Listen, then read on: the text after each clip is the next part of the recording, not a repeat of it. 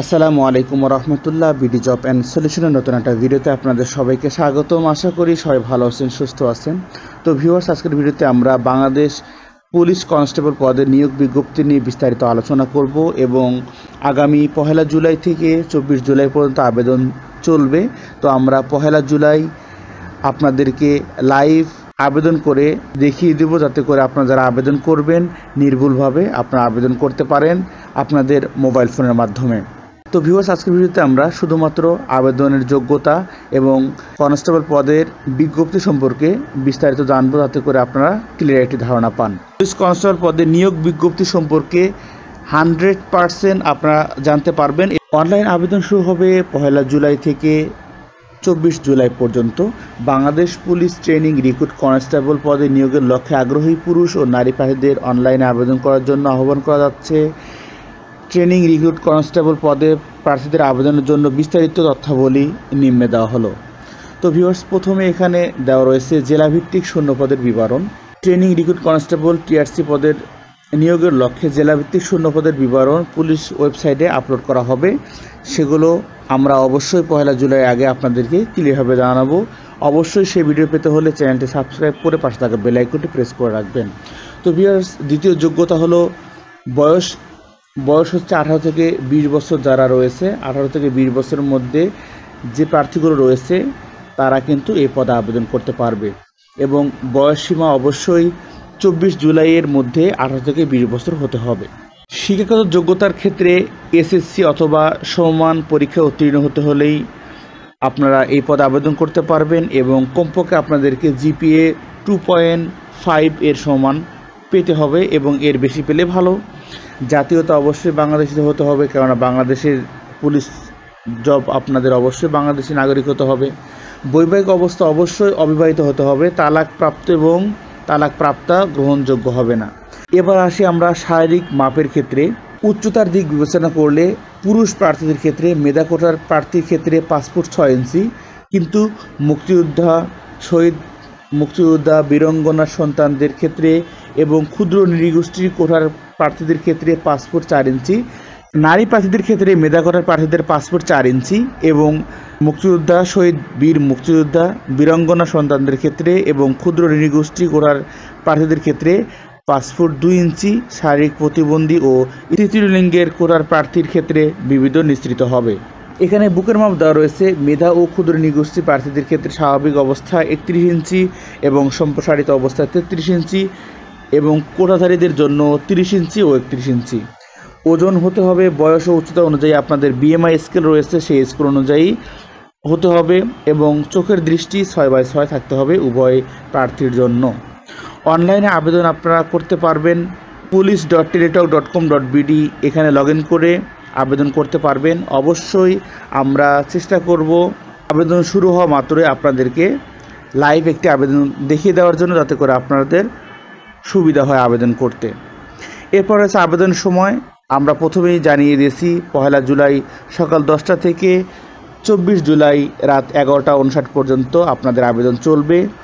আবেদন ফর্ম পূরণ করার পরে একটি কিন্তু ইউজার আইডি দেওয়া হবে। সেই ইউজার আইডিতে আবেদন ফর্ম পূরণের 48 ঘন্টার মধ্যেই যে কোনো টেলিটক নাম্বার থেকে আপনাদেরকে 40 টাকা সার্ভিস চার্জ সহ জমা দিতে হবে এবং আপনাদের যে ছবি থাকবে, সরকারি চাকরিতে যে ছবি থাকে 300 দৈর্ঘ্য 80 প্রস্থ পিক্সেল স্বাক্ষর এবং 303/300 থাকবে আপনাদের ছবি, এটি আপনাদেরকে দিতে হবে। এবং দ্বিতীয় ধাপে কীভাবে টাকা পেমেন্ট করে, এটি আমরা যখন লাইভে আবেদনটি করব আপনাদেরকে অবশ্যই সেদিন দেখিয়ে দেব। তো ভিউয়ার্স, অনেকেরই প্রশ্ন থাকে কিভাবে আসলে পুলিশ কনস্টেবল নির্বাচিত হয়। নির্বাচন পদ্ধতি হচ্ছে প্রিলিমিনারি স্ক্রিনিং। প্রথম ধাপ, অনলাইনে আবেদনকারীর প্রার্থীদের মধ্যে হতে নির্ধারিত নিয়োগ বিধি মোতাবেক প্রিলিমিনারি স্ক্রিনিংয়ের মাধ্যমে নির্দিষ্ট সংখ্যক যোগ্য প্রার্থীদের শারীরিক মাপ ও কাগজপত্র যাচাই বাছাই করে শারীরিক সক্ষমতা যাচাই করা হয় এবং ফিজিক্যাল এন্ডুরেন্স টেস্ট, যেটাকে পিইটি বলে, এর জন্য বাছাই করা হবে। বাছাইকৃত প্রার্থীদের আবেদনের উল্লিখিত মোবাইল নম্বরে নির্বাচন সংক্রান্ত SMS দেওয়া হবে। সেক্ষেত্রে আবেদনের প্রার্থীদের প্রদত্ত মোবাইল নাম্বার সার্বক্ষণিক সচল রাখতে হবে, অন্যথায় আপনারা কিন্তু সেই SMS-টি পাবেন না। SMS-এর মধ্যে ইউজার আইডি এবং পাসওয়ার্ড দেওয়া থাকবে, সেই ব্যবহার করে ওয়েবসাইটে প্রেরিত একটি সিরিয়াল নম্বর, পদের নাম, ছবি, পরীক্ষার তারিখ, সময়, স্থান, কেন্দ্রের নাম ইত্যাদি সংবলিত একটি অ্যাডমিট কার্ড দেওয়া থাকবে। সেই অ্যাডমিট কার্ডটি ডাউনলোড করতে হবে। অবশ্যই এই বিষয়ে আপনাদের চিন্তিত হওয়ার কোনো দরকার নেই, আমরা ধাপে ধাপে এগুলো আপনাদেরকে গাইড করার চেষ্টা করব ভিডিওর মাধ্যমে। দ্বিতীয় ধাপটি হচ্ছে শারীরিক মাপ, কাগজপত্র যাচাই বাছাই, physical endurance test, preliminary screening এ বাছাইকৃত প্রার্থীদের বিজ্ঞপ্তি উল্লিখিত তারিখ, সময় ও স্থান শারীরিক মাপ, কাগজপত্র যাচাই বাছাই করে দৌড়, push up, long jump, high jump, dragging, rope climbing অংশগ্রহণ করতে হবে। এই বিষয়গুলি বাংলাদেশ পুলিশের যে ইউটিউব চ্যানেল রয়েছে সেখানে কিন্তু রয়েছে কি করা হয় এখানে। দ্বিতীয় ধাপটি হচ্ছে লিখিত পরীক্ষা। শারীরিক মাপ, কাগজপত্র যাচাই, ফিজিক্যাল এন্ডুরেন্স টেস্ট এ উত্তীর্ণ প্রার্থীদের বিজ্ঞপ্তিতে উল্লিখিত তারিখে বাংলা, ইংরেজি, সাধারণ গণিত ও সাধারণ বিজ্ঞানের উপর মোট 45 নম্বর লিখিত পরীক্ষায় অংশগ্রহণ করতে হবে। এক্ষেত্রে উত্তীর্ণ প্রার্থীদের শারীরিক মাপ, কাগজপত্র যাচাই বাছাই, ফিজিক্যাল এন্ডুরেন্স টেস্ট এর ফলাফল প্রকাশে 48 ঘন্টার মধ্যে যে কোনো টেলিটক প্রিপেইড মোবাইল নম্বর হতে নিম্ন বর্ণিত ধাপ অনুসরণ করে লিখিত পরীক্ষার ফি বাবদ 120 টাকা জমা করে দিতে হবে। শারীরিক মাপ, কাগজপত্র যাচাই বাছাই করে উত্তীর্ণ হওয়ার পর কমপক্ষে 120 টাকা ব্যালেন্স রয়েছে এমন টেলিটক প্রিপেইড মোবাইল নাম্বার হতে 2টি SMS সেন্ড করতে হবে। SMS কীভাবে দিতে হবে এগুলো আমরা পরবর্তীতে ধাপে ধাপে দিয়ে দেবো ইনশাল্লাহ। এরপর রয়েছে মনস্তাত্ত্বিক ও মৌখিক পরীক্ষা। লিখিত পরীক্ষা উত্তীর্ণ প্রার্থীদের বিজ্ঞপ্তিতে উল্লিখিত তারিখ 15 নম্বরে মনস্তাত্ত্বিক ও মৌখিক পরীক্ষা অংশগ্রহণ করতে হবে। তার মানে আপনাদেরকে নির্বাচনের চতুর্থ ধাপে আপনাদেরকে মনস্তাত্ত্বিক ও মৌখিক পরীক্ষা হবে এবং পঞ্চম ধাপে কি হবে, প্রাথমিকভাবে নির্বাচন করা হবে। প্রতি জেলায় নিয়োগযোগ্য প্রকৃত শূন্য পদে কোটার অনুকূলে সরকার কর্তৃক জারিকৃত বিদ্যমান কোটা পদ্ধতি, যেমন মেধা আছে, মুক্তিযোদ্ধা কোটা রয়েছে এবং অন্যান্য ক্ষুদ্র নৃগোষ্ঠী, তৃতীয় লিঙ্গ প্রতিবন্ধী কোটা রয়েছে, সেগুলো অনুসরণ করে লিখিত পরীক্ষা ও মনস্তাত্ত্বিক মৌখিক পরীক্ষার প্রাপ্ত নম্বরের উপর ভিত্তি করে মেধাক্রম অনুযায়ী প্রার্থীদের প্রাথমিকভাবে নির্বাচন করা হবে। এবং ষষ্ঠ ধাপে কিন্তু আপনাদেরকে পুলিশ ভেরিফিকেশন, প্রাথমিকভাবে নির্বাচিত প্রার্থীদের স্বাস্থ্য পরীক্ষা অংশগ্রহণ করতে হবে। এক্ষেত্রে নির্বাচিত প্রার্থীদের কেন্দ্রীয় পুলিশ হাসপাতাল, রাজারবাগ, ঢাকা নির্ধারিত তারিখ ও সময়ে পূরণকৃত চিকিৎসার ইতিবৃত্ত এবং মেডিকেল অফিসার কর্তৃক পরীক্ষিত শারীরিক পরীক্ষা সংক্রান্ত তথ্যাদি প্যাথোলজিক্যাল ইনভেস্টিগেশন এ অংশগ্রহণ করতে হবে। তার মানে ষষ্ঠ ধাপে কিন্তু আপনারা যারা লিখিত পরীক্ষা উত্তীর্ণ হবেন তাদেরকে স্বাস্থ্য পরীক্ষা এবং পুলিশ ভেরিফিকেশন করা হবে। সপ্তম ধাপে চূড়ান্তভাবে প্রশিক্ষণে অন্তর্ভুক্তকরণ করা হবে। এই ধাপে আপনাদেরকে প্রশিক্ষণের জন্য প্রাথমিকভাবে নির্বাচিত প্রার্থীদের প্রশিক্ষণ কেন্দ্র যোগদানের পর পুলিশ হেডকোয়ার্টার্স প্রতিনিধির সমন্বয়ে গঠিত চূড়ান্ত বাছাই কমিটি কর্তৃক শারীরিক যোগ্যতা অন্যান্য তথ্যাদি যাচাই বাছাই করে চূড়ান্তভাবে প্রশিক্ষণে অন্তর্ভুক্ত করা হবে। এবং আপনাদের প্রয়োজনীয় যে সনদগুলো লাগবে, অবশ্যই আজকের ভিডিওটি আপনাদের জন্য অগ্রিম প্রস্তুতিমূলক ভিডিও, সুতরাং আমি আজকের ভিডিওতে সমস্ত কিছু বলে দিচ্ছি যাতে করে আপনাদের প্রস্তুতি নিতে সুবিধা হয়। তো প্রয়োজনীয় কাগজপত্র যেগুলো লাগবে সেগুলো হচ্ছে প্রিলিমিনারি স্ক্রিনিংয়ের মাধ্যমে বাছাইকৃত যোগ্য প্রার্থীদের শারীরিক মাপ, কাগজপত্র যাচাই বাছাই, ফিজিক্যাল এন্ডোর্সমেন্ট টেস্ট এ অংশগ্রহণের জন্য বিজ্ঞপ্তিতে উল্লিখিত তারিখ ও সময়ে নিজ জেলাস্থ পুলিশ লাইন্স এ নিম্ন বর্ণিত কাগজপত্রসমূহ কিন্তু আপনাদেরকে নিয়ে দিতে হবে। প্রথমত হলো admit card for physical endurance test এ ডাউনলোডকৃত প্রিন্টেড 2 কপি অ্যাডমিট কার্ড নিতে হবে। তারপর শিক্ষাগত যোগ্যতার সনদপত্র এবং সেগুলো অবশ্যই মূল কপি নিতে হবে।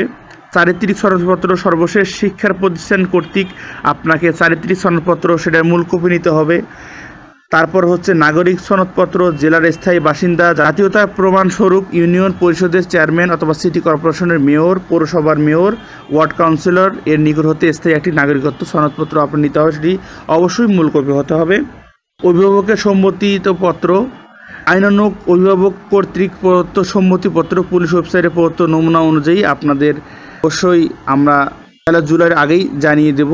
প্রার্থীদের জাতীয় পরিচয়পত্রের মূল কপি যদি থাকে, আর না থাকলে পিতামাতা জাতীয় পরিচয়পত্রের মূল কপি নিতে হবে।